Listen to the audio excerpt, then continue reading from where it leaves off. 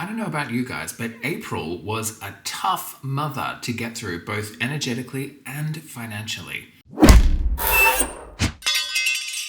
Hi everyone, my name's Jake. Welcome to the Kitchen Scrap, where I'm currently challenging myself to learn to survive on British WW2 rations for an entire year. I wonder your halo doesn't grow heavy.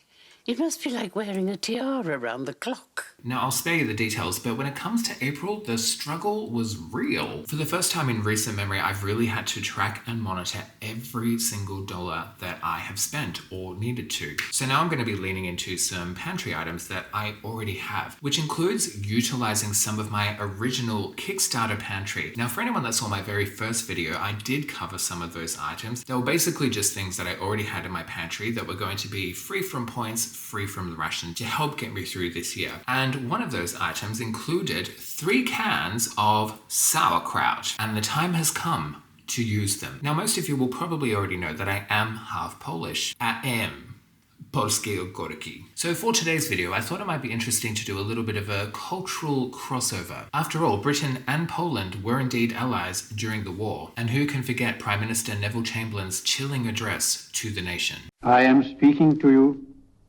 from the Cabinet Room at 10 Downing Street. This morning, the British ambassador in Berlin handed the German government a final note stating that unless we heard from them by 11 o'clock, that they were prepared at once to withdraw their troops from Poland, a state of war would exist between us. I have to tell you now that no such undertaking has been received, and that consequently this country is at war with Germany. So once Poland was invaded and subsequently occupied, their government became known as the Polish government in exile. At first, they were operating remotely in France, but once France fell, the Polish government in exile actually relocated to England and worked alongside the British government during the war. Now, providing the internet isn't lying to me, according to statistics compiled in 2021, the second most common language spoken in England and Wales is in fact Polish. Do widzenia. I'm practically fluent. So today I would like to do a big bulk cook-up, something that's going to get me through the entire week. So we're going to be making a dish that's very near and dear to my heart, none other than pierogi. So for anyone that's ever made pierogi from scratch will know just how labor-intensive they can be. But a little tip, if you make the filling the night before and then chill it overnight in the refrigerator, it makes the whole process feel less like a mountain you can't climb. I typically only make pierogi once a year because they are so labor-intensive, but when I do, I am a one-man pierogi factory machine. I like to make big batches. They freeze beautifully as well. But I'm not freezing any of these because I have every intention of eating pierogi every single night for the next week. Now, I have my own pierogi recipe that I've kind of tailored to my liking over the past 15 years, but given we're living on the ration right now, we're not going to be able to make them the way I usually would. So for the first time in over a decade, we're breaking with tradition and we're going to simplify things. I think it's going to work out. Now, before we crack on, I just want to say once again, thank you so much for tuning in, everyone. It really does mean a lot to me. And if you're new to the channel, welcome. I absolutely love reading all of your comments and sharing ideas and recipes and tips. It's so awesome. So thank you so much, everyone. Mwah. I'd like to kiss you, but I just washed my hair. Bye! Meanwhile, once I found out that that was Bette Davis's favorite line of any movie she ever made, I can't stop saying it. I'm driving my friends and colleagues insane. I'm out of control. Anyways, let's get cooking. Okay, so this is going to be our very simple pierogi filling. Now, there are a few ingredients that I'm missing. I would typically always start with 2 large onions and an entire bulb of garlic. But since I have neither, we are just going to make use of the 5 spring onions that I have left here. I have a pound of mushrooms. These were actually the biggest splurge. These cost about $6, $7. I can't remember exactly. We have 12 ounces of potatoes, and we have our 3 cans of sauerkraut, which we're going to use up. Now, the other ingredient that is missing, I would typically always add a cup or 2 of some kind of ricotta cheese, cottage cheese, or even sour cream. I did consider making my own cottage cheese. I did find a very basic 3-ingredient recipe which required no cream, but even if I halved that recipe, it would require an entire liter of milk to yield 1 cup of cottage cheese. Now, when you only get 1.7 liters each week, that's just too much to ask. That being said, back in the day, and even now, if your milk accidentally went sour, cottage cheese would be the perfect way to try and rescue it. Anyways, I need to get these potatoes on the boil and start prepping the rest of the ingredients. So just to help enrich this a little bit, I am going to use my entire week's worth of butter ration, which was 2 ounces or approximately 56 grams. So before we get our sizzle on, you want to cook the mushrooms on a high heat to begin with to help release all of that moisture. It's probably going to get loud, so we're going to add our mushrooms and our spring onion. Make sure it gets coated in all that gorgeous butter. This is actually the first time I've used spring onion in pierogi. Now they've only been in the pan for about a minute or so, and already they're really starting to release their juices because I've got it on high. When it came to the sauerkraut, I simply drained it, but I did reserve the liquid. Don't throw that away because you can totally use it for salad dressings. However, I'm going to try something completely different today that I've not tried before, but I think it's going to work. So even though I drained it, I still want to squeeze out as much of that liquid as I possibly can because we don't want our filling to be too wet and soggy. And then once that was done, I just ran my knife through it to make sure there were no big chunks of it left. Okay, so it's been a few minutes. I've just turned down the heat. The mushrooms and the spring onions are looking pretty good at this stage. So I am just going to add in the sauerkraut now. Just give that a bit of a fry off and all mixed together. And I'm just going to cook this for another 5 minutes or so. So I've already boiled and mashed the potato. Now sometimes when I post a video onto YouTube, a few days later I receive a surprise in the mail. Now after my last video where Mum saw me pushing the potato through a sieve, she sent me this awesome little potato ricer gadget thing. It's so good! So this was my first time using it and it produced perfect mashed potatoes in 1 minute. It's made by Joseph.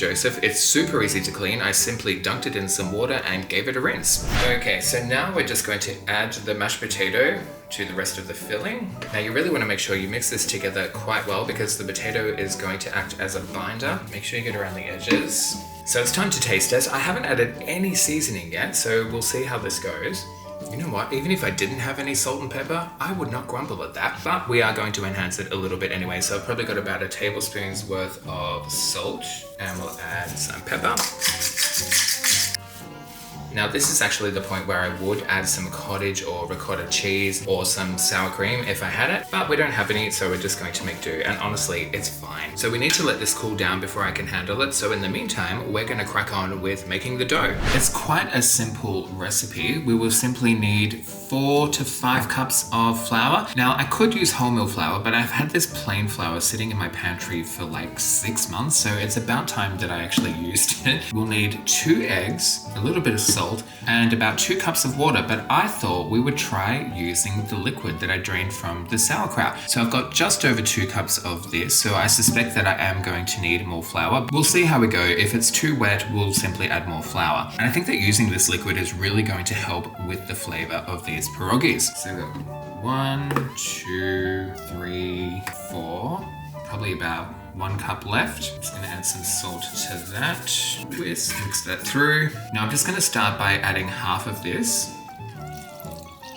because next I want to crack the eggs into this and whisk it all together, just so it's evenly distributed. And then add it to the rest of the mixture and start bringing it all together. I'm just going to change to a wooden spoon now as it's getting thicker. Gradually incorporate all that flour. Oh, so thick. I need muscles that I don't have. So as I suspected, this is far too wet. So we're going to need to add some more flour. I'm just going to go ahead and dump the rest of that in. I think I'm going to need even more flour. I don't have any more plain flour, so we're going to use some wholemeal. I was saving this for a loaf of bread, but we're definitely going to need it here. Dang, that is sticky. We're nearly there, but I definitely need some more flour. I might actually pull this onto the bench now. Get both hands into it. It feels so lovely and soft. You don't have to knead this for too long, just until you get a good consistency that feels right to you. So you don't want it to be wet or sticky, and definitely not dry. This is feeling really good now. So this is basically what I'm looking for. It should be soft and squishy and kind of spring back when you push it in. Now we do need to wrap this up and let it rest in the fridge for about 30 minutes before we start rolling it out. Now I hate using cling wrap and generally try to avoid it at all costs. This is one of the only times where I'll actually use it. I typically try to store everything in glass containers, but if I can't, Mum got me onto these really awesome silicone lids. They come in all different sizes. If you've got a container without a lid and you need to refrigerate it, you can just whack one of these on top. They sit nicely and they help to keep your food fresh. I think I've had this one roll of cling wrap, which is about 30 meters, for about 6-7 months now. I do feel like I'm about to run out though. This might be the end of it. So wrap it up nice and tight, put it in the fridge for half an hour, and then it will be ready to start rolling out. Okay, so the dough has been resting in the fridge for about 40 minutes now. I'm just gonna split it and work in batches essentially. Oh, it smells really good. This is the part where it starts getting really labor intensive. Actually, I might even quarter this and start with a smaller batch. So we're just gonna start rolling this out, and I'm gonna use a cookie cutter to cut it into the shapes that we need. You can use whatever size you like depending on the size of pierogi that you like. And we're going to place those on some trays which I have lightly floured. I highly advise against stacking them because they will stick, and it is such a pain in the ass to try and unstick them. So save yourself the hassle, stack them in single layers and just work in batches. This is nice and elastic, which is what you want. It's kind of springing back when I roll it out. I feel like this cookie cutter is a little bit blunt, so I might just grab a different one to make it a little bit easier and quicker. That's better. I don't know if you can see that, but the first few that I cut are way too thick. It'll be fine though, because once we go to fill them, we can stretch it out a little bit. I'm just gonna carry on with this until the remaining dough is rolled out and cut, and I'll see you when it's time to fill them. Okay, I finally cut them all out. That took about 20-25 minutes. 2 of these trays are actually double layered. I just separated them with some foil, which I will reuse at another stage. In total though, we have 56 pierogi wrappers. Now some of them are a bit thicker than I generally like, but it's gonna be fine. Now it's time to assemble them. So I've got my filling here. Once it cooled down a little bit, I actually just whacked it in the freezer to help speed up the process. However, as I mentioned earlier, cooking this the night before will help the task feel less arduous. Now you may have noticed that I have a single cube of cheese here, and that's because I'm going to show you the way I normally make these. So get a cube of cheese, grab some of the filling. Now because it's chilled, it is quite malleable and holds its shape well. Don't need to grab too much, and just kind of shove it in the middle. Form it into a ball. Grab one of the wrappers, give it a bit of a stretch, place it in the middle, and I like to have a bowl of water here and just wet the edges to help it stick, and then kind of stretch the dough over the top, and then just seal it tightly with your fingers. And then once it's sealed, just gently move the filling around inside to fill up the gaps on the side. And there you have a lovely little pierogi. So first we boil these, then we pan fry them. And as they're cooking, that cube of cheese in the middle is going to melt throughout it, and it is absolutely gorgeous. Now, obviously, I don't have enough cheese ration to do this for all of them, so this one here is a very special little pierogi. Guess it'll be a surprise for me when I discover it. 1 down, 55 to go. I'm just gonna start putting these on a big tray. So this is the point where you can plug in your headphones, put on an audiobook, whack on a movie, watch some YouTube, and just zone out, because this is going to take a while.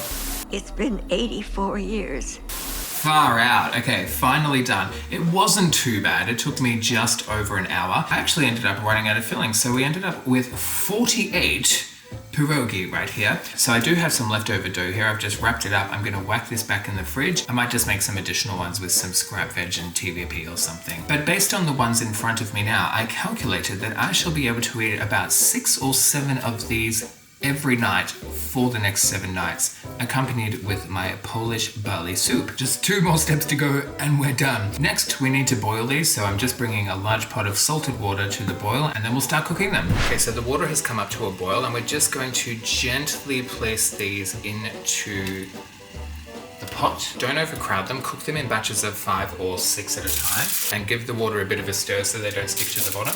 I think I can safely do 7. So just let them boil away for a few minutes, and then once they rise to the top, they're done. So you can see now they've floated to the top, so I'm just going to start taking these out. I'm using a slotted spoon. Now once they've been boiled, it actually doesn't matter if they touch each other and overlap on the plate, they won't stick. Well, they shouldn't stick. So it took about 4 or 5 minutes for that last batch to rise to the top. So I'm just going to go ahead and boil the remaining 41, and then I'll see you when it's time to fry them. Okay, so they've finally all been boiled, and I didn't have any casualties. I normally have at least one that breaks open, but it seems like someone was watching over me while I was making these, so very happy with how these turned out. Now, we just need to give them a quick pan fry, and we're finished. Now, I don't know if anyone recalls from my first video where I said that one of the switches I would be making from the ration was, instead of having 4 ounces of lard, I'll be using 4 ounces of extra virgin olive oil instead. This is one of those things I never get through each week. It's just too much. First of all, living on the ration, I rarely fry anything, and if I do, I only need a very small amount of oil. I typically use my butter and some of my margarine. I use vegan Nuttolix as my margarine. As for the oil, I'm lucky if I get through 1 liquid ounce per week, which is kind of fortunate actually, because today we're going to need just that little bit extra to get these all pan fried. So I'm just going to start loading them in.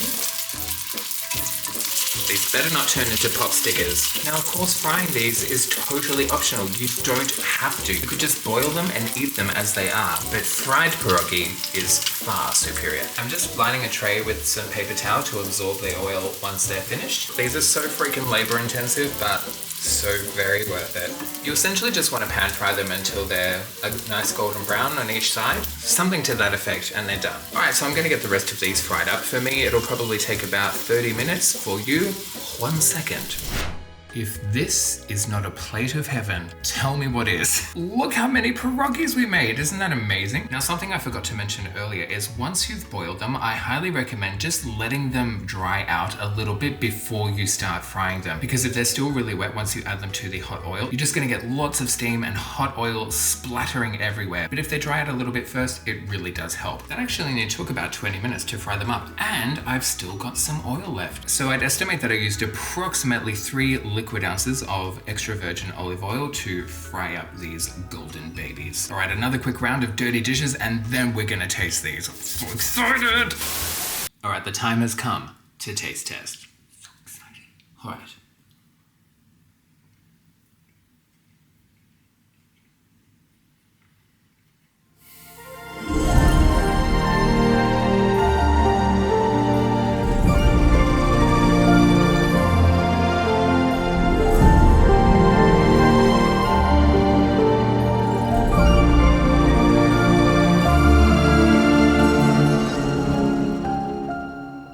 Dear friends, that was a spiritual experience. Oh my God. I have been making pierogi from scratch for 15 years, and I think that is possibly the best pierogi I've ever made. Using the brine from the sauerkraut in the dough itself just enhanced the flavor so much. What a revelation. Also, for all of these years, I've been adding a cup or two of ricotta cheese or sour cream, and while it does enrich it and make it nice and creamy, I had no idea how much it was muting the rest of the flavors. That has such a bold flavor. When you first bite into it, you get that golden, crunchy, fried, salty goodness. Then there's like this sour, vinegar-like spike that dissipates quite quickly. Then you're left with this lovely, soft mushroom and potato aftertaste. It's just gorgeous. Honestly, I think it actually is the best pierogi I've ever made. I could eat this all day. I've never strayed far from my original recipe, and if it wasn't for the fact that I was living on rations this year, I might never have tried this. But I think it's safe to say, this is how I'm going to be making them from now on. Mind blown.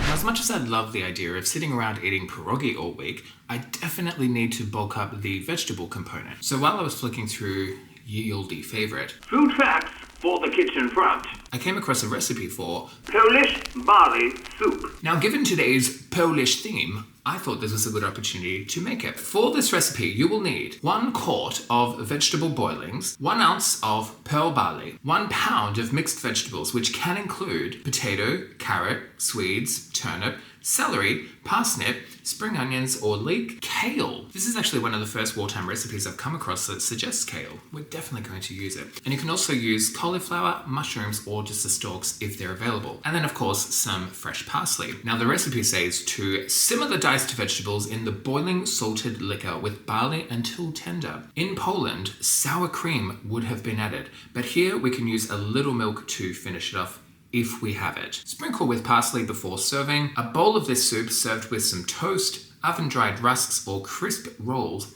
would make a meal. Now, as much as I would love to use sour cream here, I don't think many Brits during the 1940s would have had easy access to sour cream, so we're just going to finish it off with some milk. As always, we're just going to use this recipe as a guide because I would like to make a substantial amount of it. For instance, I'm going to be using a whole cup of barley. Now, we're almost at the end of April. I had 4 points left out of my 20 for the month, so I allocated 2 of those points to get another pound of oatmeal, and the remaining 2 I used to get a pound of barley, which I actually already had in my pantry, but if I need to use anything I've already got stocked up, I just allocate some points to it. So let's get cooking. So I'm fresh out of potatoes, so these are the ingredients that we're going to be using for this soup. So I've just rinsed a whole bunch of kale. We've got a cup of barley, which I also rinsed, fresh parsley, a few spring onions, a few stalks of celery, including the leaves because they have lots of flavor in them. You might be wondering why I have 2 bowls of carrots here. These ones here are actually from my parents' garden. They actually gave them to me a while ago. I actually forgot that I had these. But when I checked on them today, they were perfectly fine. I just had to peel them, which I hardly ever do peel carrots. As for these ones, I actually made some homemade vegetable stock using all of my kitchen scraps that I've been saving up. Once I drained the stock, I noticed that while these carrots are soft, they held their shape pretty well. So I fished them out and we're just going to toss them in the soup as well. So normally I would start off by frying some onion and the root vegetables to get them going, but the recipe just says to boil it all together. So that's what we're going to do.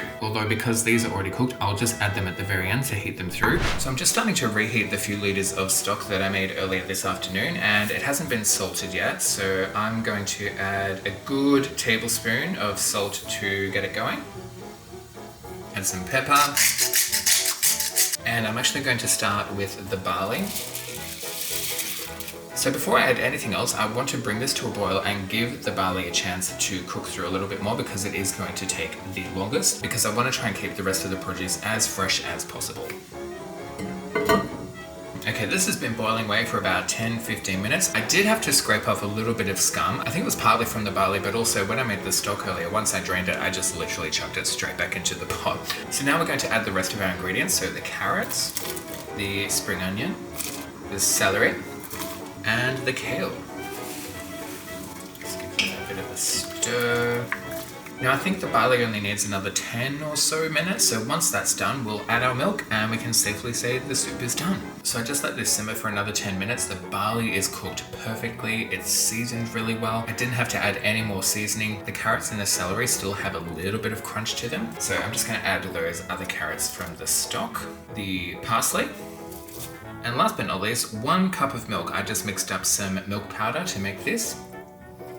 But sour cream would be absolutely delicious in this. It smells gorgeous. There's just something so nostalgic about the smell of barley and celery cooking in the soup. It reminds me of when I was a kid and we'd visit my grandparents on a Sunday, and sometimes Nan would make a barley and vegetable soup. She'd cook it with a lamb bone as well, and the flavor was just stunning. Final taste test. That's delicious, and that fresh parsley gave it a nice little lift. Very much looking forward to eating this. Now I'm going to go and enjoy a bowl of this while it's still piping hot. Okay, dinner is served, my friends. So we've got our beautiful fresh Polish barley soup and some Polish pierogi.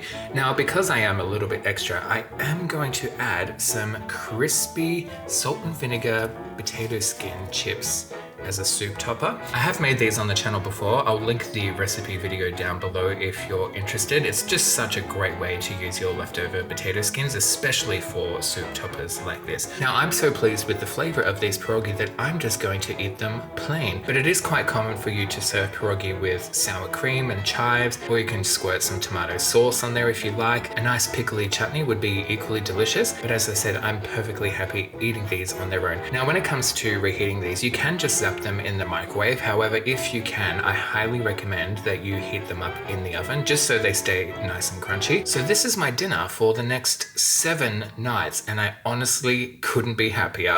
Now, to my beautiful Polish cousin Natalie, I told you I could eat pierogi for a whole week.